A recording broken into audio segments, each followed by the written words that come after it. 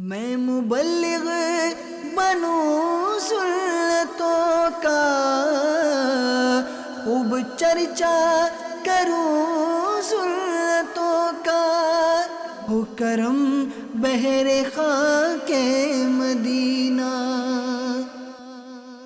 الحمدللہ رب العالمین والصلاة والسلام علی سید المرسلین، اما بعد فاعوذ باللہ من الشیطان الرجیم، بسم اللہ الرحمن الرحیم۔ پڑھیے الصلاة والسلام علیک یا رسول اللہ وعلی آلک واصحابک یا حبیب اللہ۔ الصلاة والسلام علیک یا نبی اللہ وعلی آلک واصحابک یا نور اللہ۔ سرکار غوث پاک رضی اللہ تعالی عنہ کا خاندان بنیادی طور پر تو سید خاندان ہے، جو حضور پر نور صلی اللہ علیہ وآلہ وسلم کی نسل پاک ہے، جو آپ کی فطرت مطہرہ ہے، اور جو سرکار صلی اللہ علیہ وآلہ وسلم کی نسل پاک ہے تو اعلیٰ حضرت فرماتے ہیں کہ تیری نسل پاک میں ہے بچہ بچہ نور کا، تو ہے عین نور، تیرا سب گھرانہ نور کا۔ تو نبی پاک صلی اللہ علیہ وآلہ وسلم کے نسل پاک کی نسبت رکھنے والی ہر ہستی، ہر شخص، ہر فرد باعث تکریم ہے، لائق تکریم ہے، لیکن آقا کریم صلی اللہ علیہ وآلہ وسلم کی نسل پاک میں وہ ہستیاں بھی گزری کہ جن ہستیوں نے تقوی، خوف خدا، علم و عمل، اسرار و معرفت، محبت الہی، شوق لقاء، روحانیت، نورانیت، طریقت، شریعت، حقیقت، ان تمام چیزوں کے اندر ایک بے مثل نمونہ قائم کیا۔ نسبتوں کی برکتیں کہاں تک جاتی ہیں، کتنی دور تک پہنچتی ہیں، قرآن پاک میں اس کے حوالے سے بہت سی آیتیں ہیں۔ میں ایک جگہ کا ذکر کرتا ہوں۔ سورہ کہف میں اللہ تبارک و تعالی ارشاد فرماتا ہے کہ حضرت موسیٰ علیہ السلام اور حضرت خضر علیہ السلام جب یہ دونوں ملے اور ایک سفر پر روانہ ہوئے تو راستے میں مختلف واقعات پیش آئے۔ ان واقعات میں ایک واقعہ یہ تھا کہ کسی بستی میں گئے تو بستی والوں نے مہمان نوازی نہ کی، نہ کھانے کا پوچھا، نہ پانی کا پوچھا، نہ کوئی اور اہتمام کیا۔ تو یہ دونوں حضرات بیٹھے ہوئے تھے اور حضرت موسیٰ علیہ السلام کبیدہ خاطر تھے کہ ہماری انہوں نے کوئی مہمان نوازی نہیں کی۔ تو اس علاقے میں ایک دیوار کے پاس یہ بیٹھے ہوئے تھے اور وہ دیوار گرنے لگی۔ تو حضرت خضر علیہ السلام نے ہاتھ کا اشارہ کر کے اس دیوار کو سیدھا کر دیا۔ حضرت موسیٰ علیہ السلام نے کہا کہ اے خضر، ان لوگوں نے ہماری کو مہمان نوازی تو کی نہیں، کو خدمت کی نہیں، تو آپ کو چاہیے تھا کہ یہ دیوار سیدھی کرنے کا معاوضہ ان سے وصول کرتے، ان سے بدلہ لیتے۔ تو حضرت خضر علیہ السلام نے فرمایا، اب وہ پورا کلام ہے قرآن مجید کے اندر، لیکن اس کے آخر میں جو فرمایا وہ یہ تھا، فرمایا کہ اے موسیٰ، یہ جتنے واقعات پیش آئے ان کے پیچھے حکمتیں تھیں۔ جو معاملہ اس دیوار کا ہے کہ گرتی دیوار کو میں نے سیدھا کر دیا، اس کا معاملہ یہ ہے کہ وَأَمَّا الْجِدَارُ فَكَانَ لِغُلَامَيْنِ يَتِيمَيْنِ فِي الْمَدِينَةِ وَكَانَ تَحْتَهُ كَنْزٌ لَهُمَا۔ فرمایا جہاں تک اس دیوار کا تعلق ہے تو یہ شہر میں دو یتیم بچوں کا اس دیوار کے نیچے خزانہ چھپا ہوا ہے۔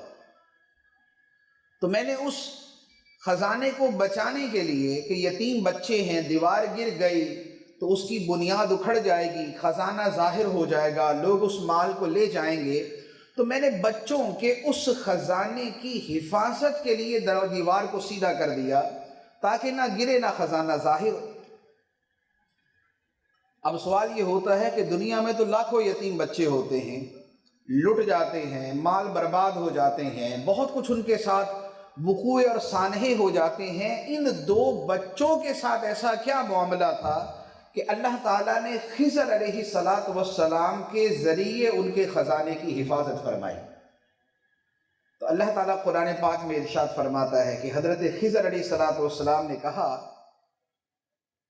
فرمایا وَكَانَ أَبُوهُمَا صَالِحًا، ان کا معاملہ یہ تھا کہ ان کا باپ بڑا نیک آدمی تھا، تو چونکہ ان کا باپ نیک آدمی تھا، اس باپ کی نیکی کا صلہ اور برکت اس اولاد تک پہنچی کہ اس کے مال کی حفاظت اللہ نے حضرت خضر علیہ السلام کے ذریعے کی۔ تو باپ صالح ہو، باپ نیک ہو، اجداد صالحین میں سے ہوں، تو اس کی برکتیں اولاد کو بھی میسر آتی ہیں اور اولاد تک چلتی آتی ہیں۔ تو سادات کرام کا معاملہ تو یہ ہے کہ سب سے پہلے تو انہیں جو سب سے اعلیٰ نسب سرکار دو عالم صلی اللہ علیہ وآلہ وسلم کا وہ حاصل ہے۔ تو اب اس لڑی کی جو برکتیں نیچے آتی ہیں وہ سرکار غوث پاک رضی اللہ تعالی عنہ کی ذات پر آ کے کیسے جمع ہوتی ہیں، اس کے لیے سرکار غوث پاک رضی اللہ تعالی عنہ کے خاندان کو دیکھیں۔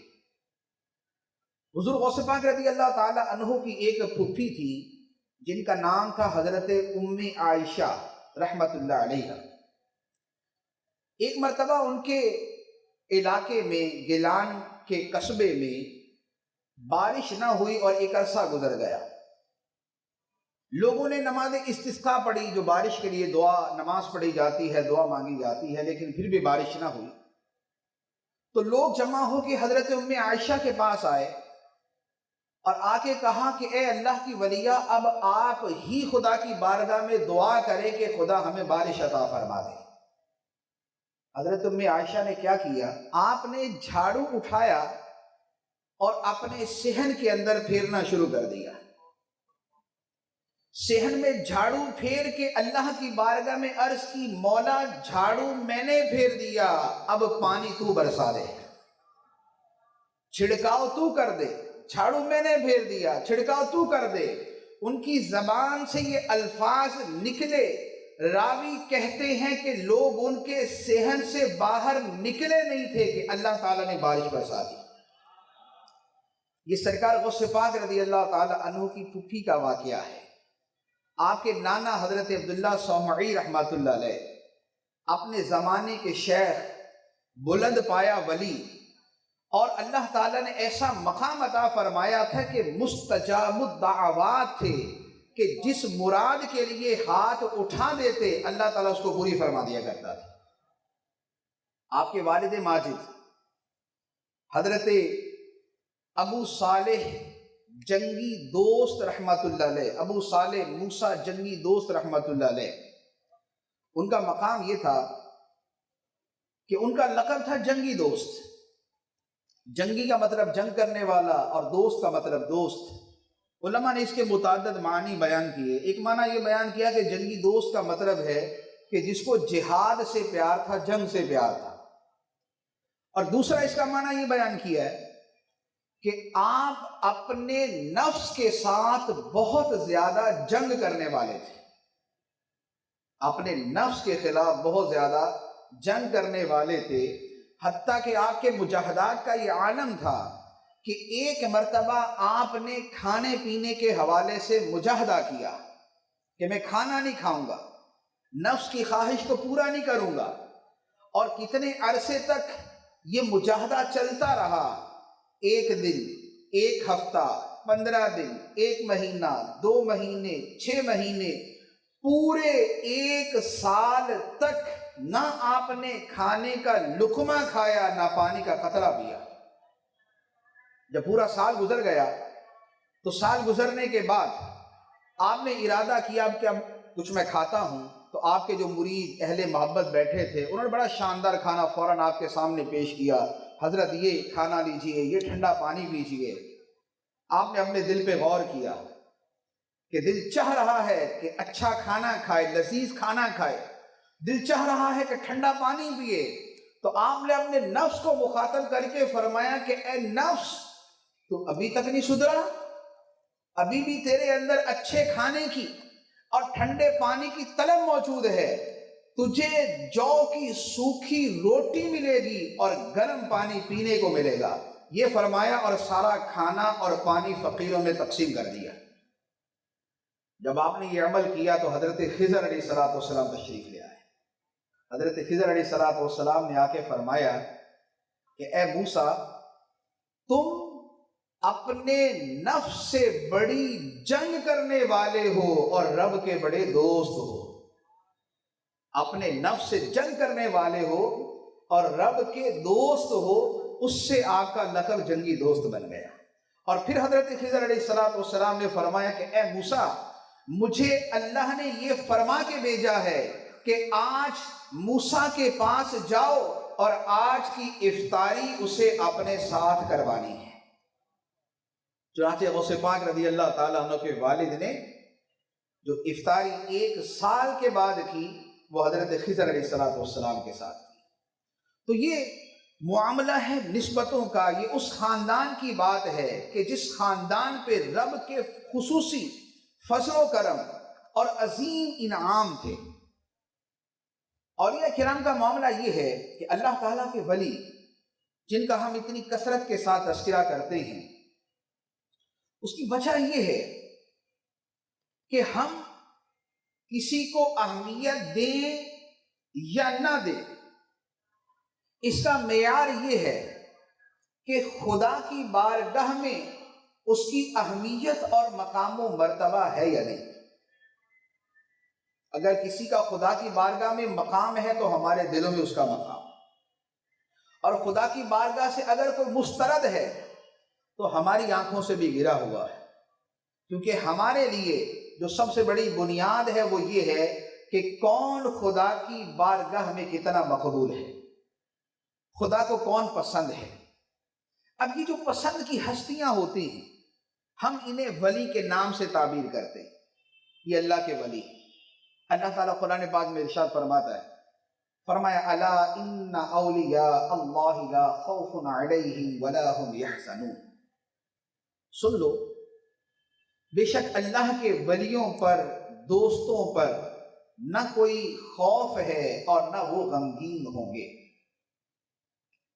یہ آیت مبارکہ بکثرت سنتے ہیں، اس کی تفسیر بھی سنتے ہیں، لفظ ولی اور لفظ ولی کے جو فضائل اور مناقب ہیں وہ بھی سنتے ہیں۔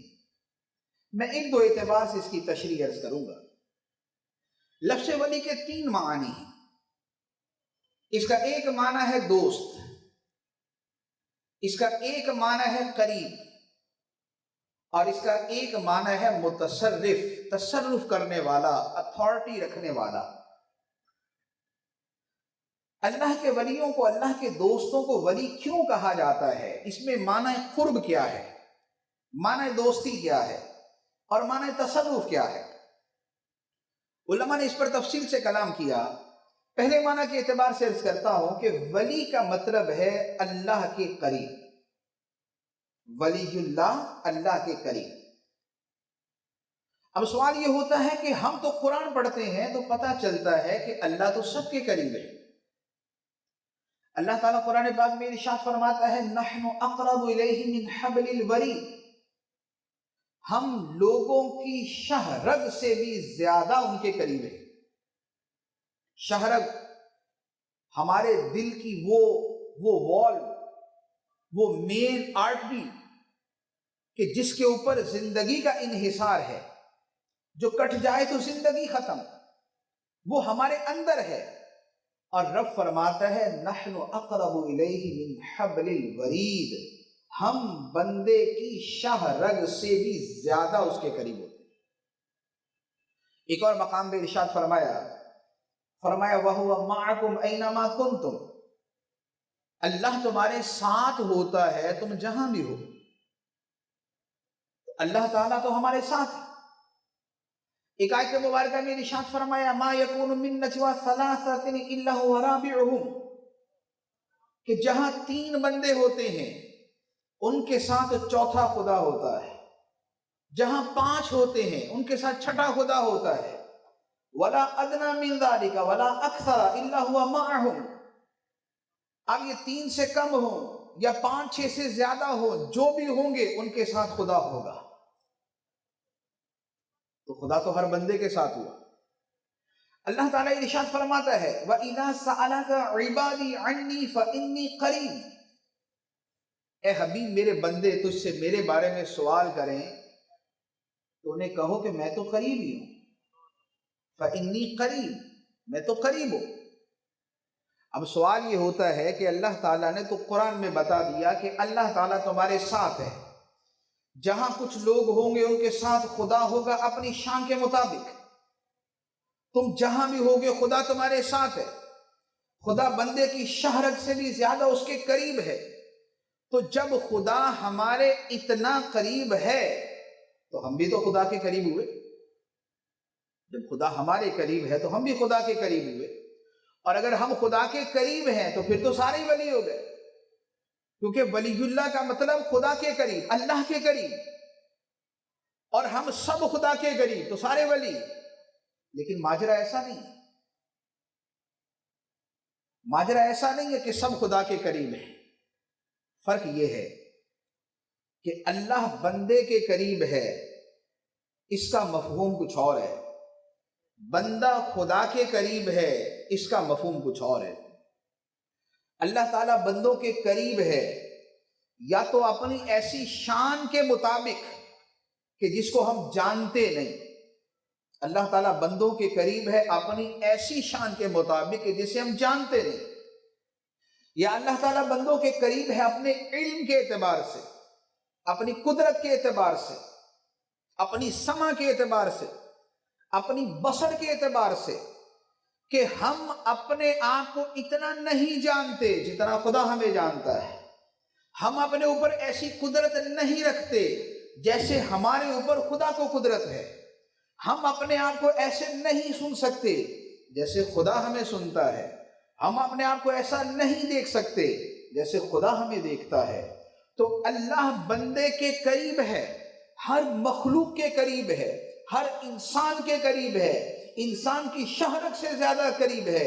لیکن اپنے علم کے اعتبار سے، اپنی قدرت کے اعتبار سے، اپنی سمع اور بصر، سننے اور دیکھنے کے اعتبار سے. لیکن وہ جو ولایت کی صورت ہے کہ جس میں بندہ خدا کے قریب ہو جاتا ہے، وہ قریب ہونا ہوتا ہے اللہ کی رضا کے اعتبار سے، اللہ کی محبت کے اعتبار سے، اللہ کی معرفت کے اعتبار سے، اللہ کے قرب روحانی کے اعتبار سے. تو وہ جو ولی کو اللہ سے قرب حاصل ہے اس کی نوعیت معرفت کی ہے، اس کی نوعیت روحانیت کی ہے، اس کی نوعیت علم کی ہے، اس کی نوعیت رضا اور خوشنودی کی ہے، اس کی نوعیت محبت کی ہے. تو مطلب یہ بنتا ہے کہ جب ہم کسی بندے کے بارے میں یہ کہتے ہیں یہ اللہ کا ولی ہے، اس کا مطلب اللہ کے قریب ہے. کس اعتبار سے اللہ کے قریب ہے؟ یہ اللہ کے رضا کے قریب ہے، یہ اللہ کی معرفت کے قریب ہے، یہ اللہ کی خوشنودی کے قریب ہے، یہ اللہ کا قرب پانے والا ہے، یہ روحانیت کے اعتبار سے اللہ کے قریب ہے. اب یہ جو قرب ہے، یہ جو روحانیت ہے، یہ اللہ کے قریب جانا ہے. یہ اللہ کے قریب جانا ہوتا کیسے ہے؟ اللہ کے قریب جانا نہ تو اتنا آسان کہ 2 تسبیح پھیرے اور خدا کے پاس پہنچ جائیں، اور نہ اتنا مشکل کہ ساری زندگی کوشش کرتے رہے اور خدا تک نہ پہنچے.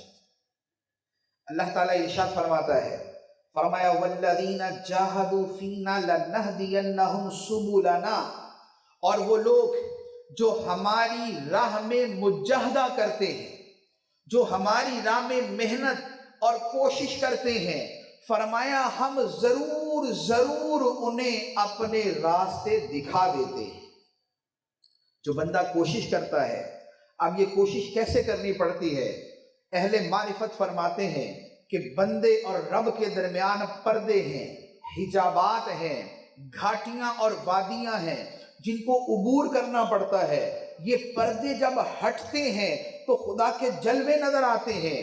اب ان پردوں کو ہٹانا اور ان سے پار گزرنا یہ بندے کا کام ہے، یہ عابد کا کام ہے، یہ سالک کا کام ہے، یہ معرفت کے راستے پہ چلنے والے کا کام ہے کہ وہ پردے ہٹاتا جاتا ہے، وہ گھاٹیوں کو عبور کرتا جاتا ہے، وہ ان وادیوں سے گزرتا جاتا ہے اور بارگاہ الہی کے قرب میں جاتا رہتا ہے حتیٰ کہ خدا کے قرب میں جا کے بیٹھ جاتا ہے۔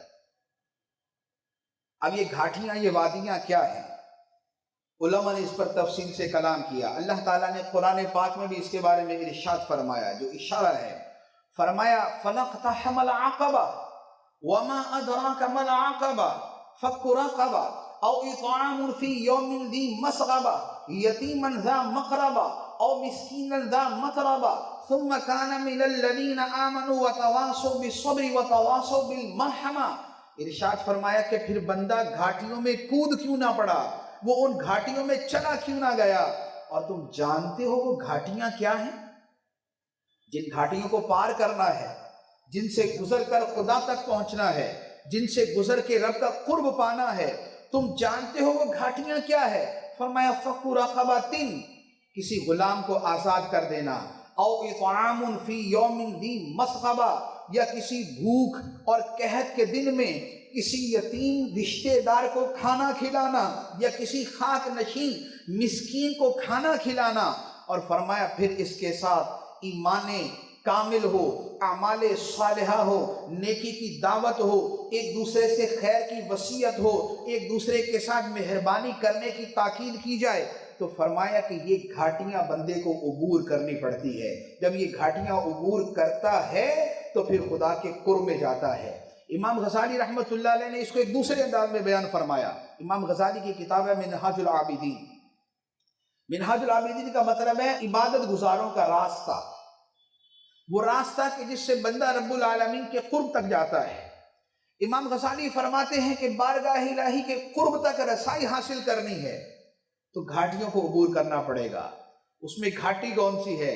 ایک جہالت کی گھاٹی ہے جسے علم کے ذریعے عبور کرنا ہے، ایک گناہوں کی گھاٹی ہے جسے توبہ کے ذریعے عبور کرنا ہے، ایک تکبر کی گھاٹی ہے جسے عاجزی کے ساتھ عبور کرنا ہے، ایک حسد اور کینے کی گھاٹی ہے جسے دل کی صفائی کے ساتھ عبور کرنا ہے، ایک حب جاہ کی گھاٹی ہے جسے اپنے آپ کو مٹا دینے کے ساتھ گزرنا ہے۔ تو امام غزالی رحمۃ اللہ علیہ فرماتے ہیں کہ سب سے پہلے علم حاصل کرنا پڑے گا کہ خدا کبھی کسی جاہل کو اپنا ولی نہیں بناتا۔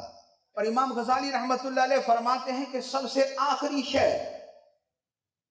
جو راہ سلوک پہ چلنے والے کے دل سے نکلتی ہے، فرمایا وہ حب جاہ ہوتی ہے۔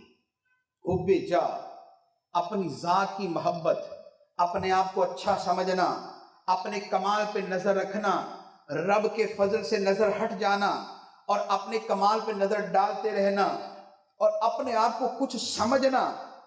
کیوں؟ کیونکہ ہوتا یہ ہے کہ بندہ ذکر بھی کر لیتا ہے، عبادت بھی کر لیتا ہے، تقوی بھی اختیار کر لیتا ہے، ظاہری عبادتیں بھی کرتا ہے، روزانہ پورا قرآن بھی پڑھ لے گا، بے شمار تسبیح بھی پڑھ لے گا، تکبر سے بھی بچ جائے گا، حسد سے بھی بچ جائے گا، لیکن یہ سارے کام کر کے دل میں اتنا تو آئے گا نا کہ یار دیکھا میں کیسا ہوں۔ جب بندہ سارے اچھے اچھے کام کرتا ہے تو اچھے اچھے کام کر کے دل میں یہ خیال تو آئے گا یار کمال ہے بس، اب وہ جن بھی الفاظ سے تعبیر کرے، لیکن اس کے اندر جو انانیت اور جو نفس کی خوشی ہے وہ اس میں موجود ہے۔ اب یہ سب سے دشوار اور سخت مرحلہ ہے، کیونکہ بات یہ ہے کہ انا تو میں ہوں، انا کا مطلب میں ہوں، اور میں نے اپنے اندر سے انا نکالنی ہے۔ اب انا بھی ہے اور انا بھی نکالنی ہے، یہ سب سے مشکل مرحلہ ہوتا ہے۔ لیکن جب بندہ کوشش کرتا ہے تو رب اسے بے سہارا نہیں چھوڑتا۔ اللہ تعالیٰ کا دست فضل، دست کرم، دست رحمت اس بندے کا ہاتھ تھام لیتا ہے۔ اور پھر اسے جو مشکل کا راستہ ہے پھر خدا کی رحمت اسے پار گزار دیتی ہے۔ ولی کا دوسرا معنی ہے دوست۔ ولی وہ جو اللہ کا دوست ہے، ولی وہ جو اللہ کا دوست ہے۔ اب بات یہ ہے کہ اللہ کا دوست بنا کیسے جاتا ہے؟ تو اگر ہم سمجھنے کے لیے تھوڑا سا غور کریں، ایک مثال میں عرض کروں کہ دوستی دو طرح ہوتی ہے۔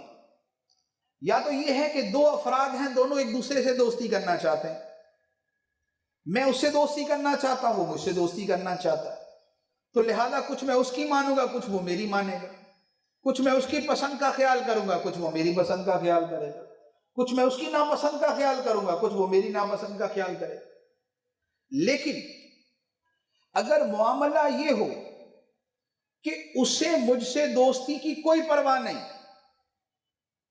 اسے مجھ سے دوستی کی کوئی پرواہ نہیں، لیکن مجھے اس کی دوستی چاہیے، میں چاہتا ہوں کہ یہ میرا دوست بن جائے، تو اب اگر اسے پرواہ نہیں اور دوست مجھے بنانا ہے تو اب میری نہیں چلے گی، اب اس کی چلے گی۔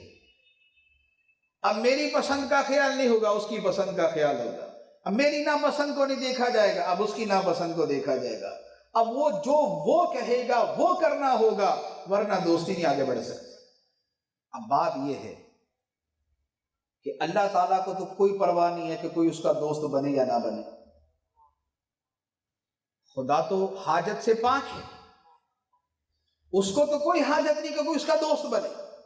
خدا تو غنی ہے، وہ بے نیاز ہے، اور اللہ سارے جہانوں سے بے پرواہ ہے، اسے پورے جہان کی کوئی پرواہ نہیں۔ فرمایا یا ایھا الناس انتم الفقراء الی اللہ، اے لوگو تم اللہ کے محتاج ہو۔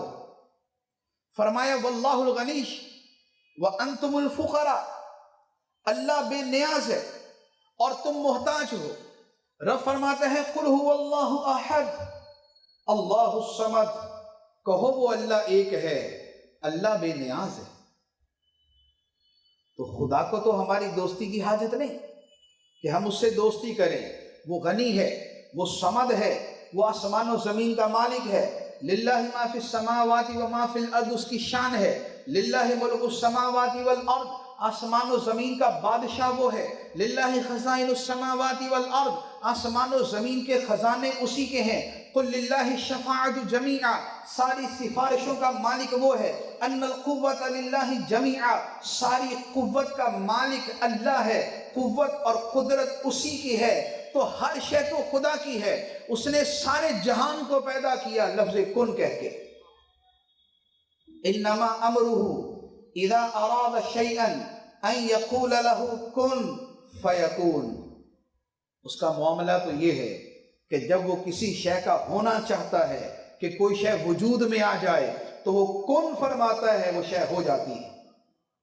اس نے کن فرمایا کائنات بن گئی، اس نے کن فرمایا آسمان و زمین بن گئے، اس نے کن فرمایا عرش و فرش بن گئے، دریا ندی نالے پہاڑ سمندر بن گئے، آسمان و زمین اور ساری کائنات بن گئی، اور جو کائنات ہمیں پتہ بھی نہیں وہ بھی کائنات بن گئی۔ ساری مخلوق کو اس نے لفظ کن سے وجود بخشا، اور چاہے تو ایک لمحے میں ساری کائنات کو ہلاک کر دے۔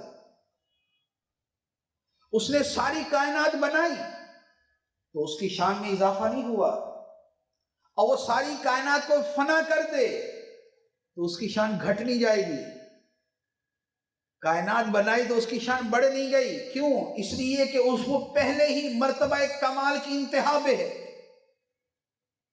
اس کی ذاتی مستجمع لجمیع صفات الکمال، تمام صفات کمال کی جامع ہے۔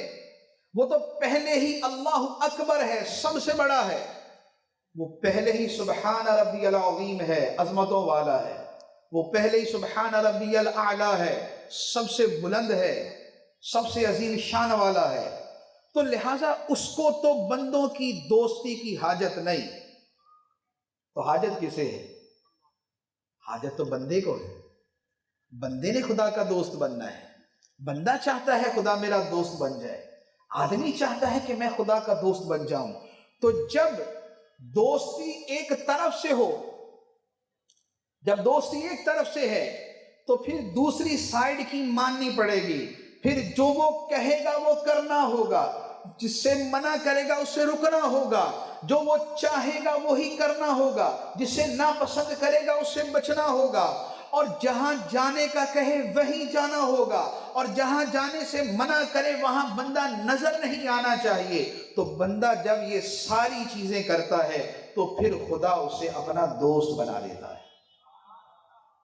تو اللہ کا ولی ایسے بنتا ہے، اللہ کا ولی اللہ کے ماننے سے بنتا ہے، اللہ کا ولی اللہ کی بات ماننے سے بنتا ہے، اس کی پسند کو اپنانے سے بنتا ہے، اس کی ناپسند سے بچنے سے بنتا ہے۔ اس کی پسند کو نیکی کہتے ہیں، اس کی ناپسند کو گناہ کہتے ہیں۔ تو ولی نیکی کرنے سے بنتا ہے، ولی گناہوں سے بچنے سے بنتا ہے، کیونکہ ولی تقوی سے بنتا ہے، اور تقوی کا مطلب ہی گناہوں سے بچنا ہے۔ اور ولی بننے کے لیے جو بنیادی چیز ہے وہ میں عرض کرتا ہوں، ولی بننے کی بنیادی چیز یہ ہے کہ بندہ اللہ اور اس کی رضا کو اپنی پہلی ترجیح بنا لے۔ فرسٹ پرائورٹی، پہلی ترجیح اللہ کی رضا کو بنائے، کیونکہ جب تک کسی شے کو ہم اپنی ترجیح نہیں بناتے تب تک اس کے لیے قربانی نہیں دیتے، تب تک اس کے لیے قربانی نہیں دیتے۔ جب ترجیح بنا لیتے ہیں تو وہ شے ہمارے سر پہ سوار ہو جاتی ہے، ہمارے دل پہ سوار ہو جاتی ہے، ہمارے دماغ پہ سوار ہو جاتی ہے، ہماری سوچ پہ سوار ہو جاتی ہے، ہمارا اٹھنا بیٹھنا اس کے متعلق سوچنے میں گزرتا ہے۔ کیسے؟ اگر کوئی کاروباری آدمی ہے اور اس کے دل و دماغ میں کاروبار کاروبار کاروبار کاروبار کاروبار، تو وہ کیا کرتا ہے؟ اس کی کوشش ہوگی کہ تہجد ادھر ہی آگے بڑھے، اس کی کوشش ہوگی کہ آخری دکان اسی کی بند ہو، اس کی کوشش ہوگی کہ ڈاکٹر کو داڑھ دکھانے جائے تو ڈاکٹر کو بھی اپنا کسٹمر ہی بنا کے آئے۔ کیوں؟ اس لیے کہ کاروبار سوار ہے اس پہ۔ تو جس کے دل و دماغ پہ کاروبار ہوتا ہے وہ ٹرین میں سفر کرے، وہ جہاز میں سفر کرے، وہ بس میں سفر کرے، وہ کسی شادی میں جائے تو وہاں پر بھی دو چار کو تو اپنا گاہک بنا ہی لیتا ہے، کیونکہ کاروبار اس کے سر پہ سوار ہے، کاروبار اس کی ترجیح ہے۔ تو ولایت کا راستہ یہ ہوتا ہے کہ اللہ کی رضا اور اس کی خوشنودی کو اپنی ترجیح بنا لیا جائے۔ سرکار غوث پاک رضی اللہ تعالیٰ عنہ کا ایک واقعہ ہے، آپ فرماتے ہیں کہ 12 سال تک میں عراق کے ویرانوں میں اور جنگلوں میں پھرتا رہا، عراق کے ویرانوں میں پھرتا رہا۔ فرماتے ہیں کہ ایسا وقت آتا تھا کہ بعض اوقات کئی دن گزر جاتے، کھانے کو ایک لقمہ نہ ملتا تھا، کھانے کو ایک لقمہ نہ ملتا تھا۔ فرماتے ہیں کہ ایک مرتبہ کئی دن گزر گئے، کھانے کے کچھ نہیں ملا، ایک لقمہ بھی گلے سے نہ اترا۔ تو میں کسی نہر کے پاس گیا کہ وہاں پر جو سبزی فروش ہیں یہ اپنی سبزی دھوتے ہیں، تو سبزی جب دھوئی جاتی ہے تو گلی سڑے جو دانے ہوتے ہیں وہ پھینک دیے جاتے ہیں، جو پتے وغیرہ سبزیوں کے ہیں وہ سائیڈ میں پھینک دیے جاتے ہیں۔ تو میں وہاں گیا کہ تاکہ وہ تھوڑے سے مل جائیں گے تو چلے میں پتے ہی کھا لوں گا، وہ گلی سڑی سبزی کھا لوں گا۔ فرماتے کہ جب میں وہاں پہنچا تو میں نے دیکھا پہلے ہی بہت سے درویش وہاں پر موجود تھے، کئی اولیاء، کئی درویش پہلے سے موجود تھے کہ جو وہ پتے اٹھا کے کھا رہے تھے۔ فرمایا کہ میرے دل میں گوارا نہ کیا کہ میں ان سے یہ پتے لے لوں، میں نے وہ پڑے ہوئے پتے بھی ان پر ایثار کر دیے۔ یہ ہے وَيُؤْثِرُونَ عَلَىٰ أَنفُسِهِمْ وَلَوْ كَانَ بِهِمْ خَصَاصَةٌ، اگرچہ ان کو خود حاجت ہو لیکن اپنی جان پہ دوسروں کو ایثار کر دیتے ہیں، ترجیح دے دیتے ہیں۔ یہ ہے اللہ تعالیٰ کی رضا کو پہلی ترجیح بنانا۔ تو خدا کا دوست بننا ہے اور خدا کو اپنا دوست بنانا ہے، تو ادھر سے تو کوئی احتیاج نہیں ہے، احتیاج اس طرف ہے، تو لہذا اس کی ماننی پڑے گی، اس کے کہنے پہ چلنا پڑے گا، اور اس کے منع کرنے پہ رکنا پڑے گا، اور اس کی پسند کا خیال کرنا پڑے گا، اور اس کی ناپسند سے بچنا پڑے گا۔ تو جب ولی اسی پسند اور ناپسند کے راستے پہ چلتا ہے، خدا کو نمازیں پسند، ولی اتنی نمازیں پڑھتا ہے کہ عشاء کے وضو سے فجر کی نماز ادا کرنا شروع کر دیتا ہے۔ اسے جب پتہ چلتا ہے خدا کو قرآن پڑھنا پسند، تو وہ اتنا قرآن پڑھتا ہے کہ بعض اوقات ایک پاؤں پہ کھڑا ہو کے پورے قرآن کی تلاوت مکمل کر دیتا ہے۔ اسے جب پتہ چلتا ہے خدا کو اپنا ذکر کرنا بڑا پسند ہے، تو صبح سے لے کر شام تک اس کی زبان پہ اللہ کا ذکر جاری ہو جاتا ہے۔ اسے جب پتہ چلتا ہے کہ خدا کو روزے رکھنا بندے کا پسند ہے تو ساری زندگی اس کے روزے میں گزر جاتی ہے۔ اس کو پتہ چلتا ہے کہ خدا کو خیر خواہی اور عفو درگزر پسند ہے، معاف کرنا پسند ہے، تو اس کی حالت یہ ہوتی ہے کہ کوئی اس کو گالیاں دیتا پیچھے چلا آ رہا ہے، وہ اپنے محلے کے قریب جا کے کہتا ہے کہ بھائی آگے میرا محلہ شروع ہو رہا ہے، جو گالیاں دینی ادھر ہی دے دو، آگے جا کے دو گے تو کہیں میرا کوئی ماننے والا تمہیں تکلیف نہ پہنچے۔ کیونکہ اس کو پتا ہے کہ رب نے فرمایا ہے وَالْكَاظِمِينَ الْغَيْظَ وَالْعَافِينَ عَنِ النَّاسِ وَاللَّهُ يُحِبُّ الْمُحْسِنِينَ، اور غصہ پینے والے اور لوگوں کو معاف کر دینے والے، اور اللہ احسان کرنے والوں سے محبت فرماتا ہے۔ تو ولی یوں بنتے ہیں کہ خدا کی محبت اور خدا کی چاہت کو اپنی چاہت بنا لیتے ہیں، اور جب اس میں عرصہ گزر جاتا ہے کہ اپنی چاہت کو خدا کی مرضی پہ قربان کر دیا، اپنی خواہش کو خدا کے حکم پہ قربان کر دیا، اپنے نفس کے شدید اشتیاق کو خدا کی ممانعت کی وجہ سے چھوڑ دیا، تو جب مسلسل ایسا کرتے ہیں تو پھر ایک دن وہ آتا ہے کہ جب رب اس بندے سے فرماتا ہے بتا تیری رضا کیا ہے، اب بتا تیری رضا کیا ہے، اب جو تو کہے گا وہ ہوگا۔ اب رب فرماتا ہے لَإِن سَأَلَنِي لَأُعْطِيَنَّهُ وَلَإِنِ اسْتَعَاذَنِي لَأُعِيذَنَّهُ۔ اب رب اس کو فرماتا ہے لَا يَزَالُ عَبْدِي يَتَقَرَّبُ إِلَيَّ بِالنَّوَافِلِ حَتَّى أُحِبَّهُ فَإِذَا أَحْبَبْتُهُ فَكُنْتُ سَمْعَهُ الَّذِي يَسْمَعُ بِهِ وَبَصَرَهُ الَّذِي يُبْصِرُ بِهِ وَيَدَهُ الَّتِي يَبْطِشُ بِهَا وَرِجْلَهُ الَّتِي يَمْشِي بِهَا وَلَئِن سَأَلَنِي لَأُعْطِيَنَّهُ وَلَئِنِ اسْتَعَاذَنِي لَأُعِيذَنَّهُ۔ رب فرماتا ہے بندہ نفل پڑھتے پڑھتے، نفلی عبادتیں کرتے کرتے، نفلی روزے رکھ کے، نفلی صدقے کر کے، تلاوت قرآن کر کے، میرا ذکر کر کے، نیکی کے کام کر کے، تقوی کو اختیار کر کے، نیکی میں بڑھ چڑھ کے حصہ لے کے، بندہ میرا قرب حاصل کرتا رہتا ہے حتیٰ کہ میں اسے اپنا دوست بنا لیتا ہوں۔ اور جب میں بندے کو دوست بنا لیتا ہوں تو پھر میں اس کے کان بن جاتا ہوں جن سے وہ سنتا ہے، اس کی آنکھ بن جاتا ہوں جس سے وہ دیکھتا ہے، اس کے ہاتھ بن جاتا ہوں جس سے وہ پکڑتا ہے، اس کے پاؤں بن جاتا ہوں جس سے وہ چلتا ہے۔ اور اگر وہ مجھ سے سوال کرتا ہے تو یہ وہ بندہ ہے کہ جس نے ہمیشہ خدا کی مانی تھی، جس نے ہمیشہ خدا کی بات پہ عمل کیا تھا۔ اب رب فرماتا ہے کہ اب اگر یہ مجھ سے مانگے گا تو میں اسے ضرور عطا کروں گا، یہ مجھ سے پناہ مانگے گا تو میں اس کو ضرور پناہ عطا کروں گا۔ بلکہ ان کا معاملہ یہ ہوتا ہے کہ دنیا ان کو مانے نہ مانے، دنیا ان کو دھتکار دے، ظاہری اعتبار سے ان کی حیثیت اچھی نہ بھی ہو، لیکن ان کا معاملہ یہ ہوتا ہے کہ سرکار دو عالم صلی اللہ علیہ وآلہ وسلم فرماتے ہیں، فرمایا رب اشعث اغبر لو اقسم علی اللہ لابرہ۔ فرمایا بہت سے لوگ ایسے ہیں جن کے بال بکھرے ہوتے ہیں، جن کے بدن پہ غبار پڑا ہوتا ہے، لیکن ان کی شان یہ ہوتی ہے کہ اگر اللہ کے بارے میں قسم کھا لیں تو خدا ان کی قسم کو پورا کر دیتا ہے، ان کی زبان سے نکلے کو خدا پورا کر دیتا ہے، جو وہ زبان سے کہتے ہیں اللہ تعالیٰ اس کو پورا کر دیتا ہے۔ سرکار غوث پاک رضی اللہ تعالیٰ عنہ فرماتے ہیں کہ اے بندے تو خدا کی مان، اس کی ہر بات مان، اپنے آپ کو اس کی رضا میں فنا کر دے، پھر وہ مقام آئے گا کہ خدا تیری زبان کو بھی کن کی زبان بنا دے گا، پھر جو تیری زبان سے نکلے گا وہ مولا اس کو پورا کر دے گا۔ تو یہ اولیاء کرام کا معاملہ ہوتا ہے کہ اولیاء کرام اس راہ محبت پہ، اس راہ معرفت پہ، اس راہ عمل پہ، اس راہ سنت پہ، اس راہ شریعت پہ، اس راہ طریقت پہ، اس راہ صلاۃ پہ، اس راہ صالحات پہ چل کر اللہ کی بارگاہ کا قرب حاصل کرتے ہیں۔ اور جب وہ دوست بن جاتے ہیں تو پھر رب ان کو بشارتیں دیتا ہے لا خوف علیہم ولا هم یحزنون، ان پر نہ کوئی خوف ہے اور نہ یہ غمگین ہوں گے۔ الذین آمنوا وکانوا یتقون، یہ ایمان والے ہیں، یہ تقوی والے تھے۔ لہم البشری فی الحیات الدنیا، ان کے لیے دنیا میں بھی بشارت ہے، ان کے لیے آخرت میں بھی بشارت ہے۔ تو اولیاء کرام کا یہ جتنا تذکرہ ہے اس سب کا مقصد کیا ہے؟ اس کا مقصد رب نے بیان فرمایا وَاتَّبِعْ سَبِيلَ مَنْ أَنَابَ إِلَيَّ، یہ جو میری طرف رجوع کرنے والے ہیں، یہ جو میری راہ پہ چلنے والے ہیں، جو میرے قرب کی خاطر قربانیاں دینے والے ہیں، جو میری طرف توبہ، انابت اور رجوع کے راستے پہ چلنے والے ہیں، اے لوگوں تم بھی ان کی پیروی کیا کرو، تم بھی ان کے طریقے پہ چلا کرو، ان کے نقش قدم پہ چلا کرو۔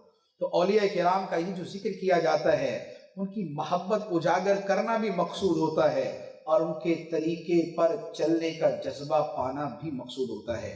اللہ تبارک و تعالی ہمیں اولیاء کرام کی محبت بھی عطا فرمائے اور ان کے نقش قدم پر چلنے کی توفیق بھی عطا فرمائے۔ آمین بجاہ النبی الامین صلی اللہ علیہ وسلم۔ میں مبلغ بنوں سنتوں کا، خوب چرچا کروں سنتوں کا، ہو کرم بہر خاک مدینہ۔